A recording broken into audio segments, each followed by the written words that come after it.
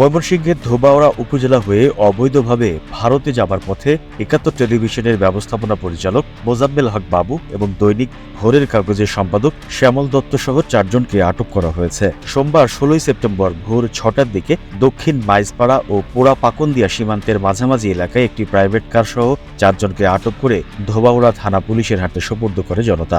এ সময় অন্য দুজন হল ৭১ টেলিভিশনের senior reporter Mahbubur Rahman, private car চালক মোহাম্মদ সেলিম।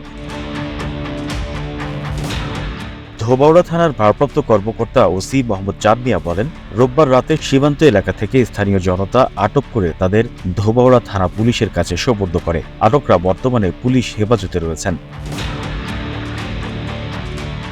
ময়মনসিংহের police super SP Mohammad Azizul Islam বলেন, বর্তমানে আটককৃতরা পুলিশ হেফাজতে রয়েছে, তাদের বিরুদ্ধে থানায় মামলা রয়েছে। সংশ্লিষ্ট মামলায় তাদের বিরুদ্ধে প্রয়োজনীয় ব্যবস্থা গ্রহণ করা হবে। এ নিয়ে আইনগত ব্যবস্থা প্রক্রিয়াধীন। যাচ্ছিলেন অবৈধভাবে সীমান্ত অতিক্রম করে, তার আগেই জনতা তাদের আটক ছিল, তখন পুলিশ গিয়ে তাদের হেফাজতে নিয়ে নিচ্ছেন এবং আমাদের থানাতে আসছেন এবং সংশ্লিষ্ট তাদের মামলায় যিনি আয়ো আসছেন মামলা এসছে। এর আগে সপরিবারে ভারতে যাওয়ার সময় দৈনিক ভোরের কাগজ সম্পাদক শ্যামল দত্তকে আটকে দিয়েছিল ইমিগ্রেশন পুলিশ। গত ৬ আগস্ট বিকেল ৩টার দিকে ব্রাহ্মণবাড়িয়ার আখাউড়া আন্তর্জাতিক ইমিগ্রেশন চেকপোস্ট দিয়ে তারা সপরিবারে ভারতে ঢোকার চেষ্টা করেন।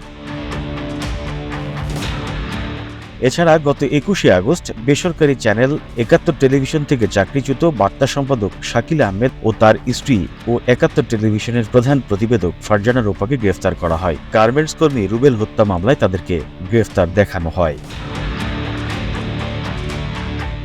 The news Bangladesh desk report.